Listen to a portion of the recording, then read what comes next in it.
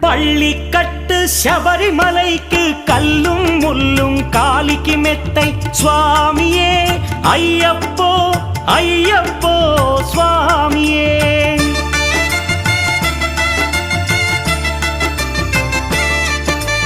பள்ளிக்கட்டு சபரிமலைக்கு கல்லும் முள்ளும் காலிக்கு மெத்தை சுவாமியே ஐயப்போ ஐயப்போ స్వామియే.